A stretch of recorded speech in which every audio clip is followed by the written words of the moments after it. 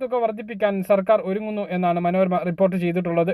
ബജറ്റിൽ പ്രഖ്യാപനം ഉണ്ടായേക്കും എന്നുള്ളതാണ്. ആ റിപ്പോർട്ട് ഇങ്ങനെയാണ്: ബജറ്റിൽ ക്ഷേമ പെൻഷൻ തുക വർദ്ധിപ്പിക്കാൻ സർക്കാർ. എത്ര രൂപ വർദ്ധിപ്പിക്കണമെന്ന ചർച്ച അന്തിമഘട്ടത്തിലാണ്. പെൻഷൻ വിതരണം മുടങ്ങിയത് കഴിഞ്ഞ ലോക്സഭാ തെരഞ്ഞെടുപ്പിലും ഉപതെരഞ്ഞെടുപ്പുകളിലും ഉണ്ടാക്കിയ തിരിച്ചടി മറികടക്കാനാണ്. കടുത്ത സാമ്പത്തിക പ്രതിസന്ധിക്കിടയിലും പെൻഷൻ തുക വർദ്ധിപ്പിക്കാൻ സർക്കാർ ഒരുങ്ങുന്നത് എന്നാണ് റിപ്പോർട്ടിൽ പറയുന്നത്. സാമൂഹ്യ സുരക്ഷാ പെൻഷൻ ഘട്ടം ഘട്ടമായി 2500 രൂപയാക്കി ഉയർത്തുമെന്ന് പ്രകടന പത്രികയിൽ വാഗ്ദാനം നൽകിയാണ് രണ്ടാം പിണറായി സർക്കാർ അധികാരത്തിൽ വന്നത്.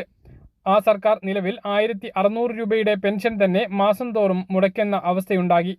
ഇത് സർക്കാരിനെതിരെ ജനവികാരം ഉണ്ടാക്കിയെന്നും ലോക്സഭാ തെരഞ്ഞെടുപ്പിലും ഉപതെരഞ്ഞെടുപ്പുകളിലും ഉണ്ടായ തിരിച്ചടികൾക്ക് ഇത് മുഖ്യ കാരണമായി എന്നുമാണ് ഇടതുമുന്നണിയുടെ വിലയിരുത്തൽ. തദ്ദേശ നിയമസഭാ തെരഞ്ഞെടുപ്പുകൾക്ക് അവസാന സമ്പൂർണ്ണ ബജറ്റ്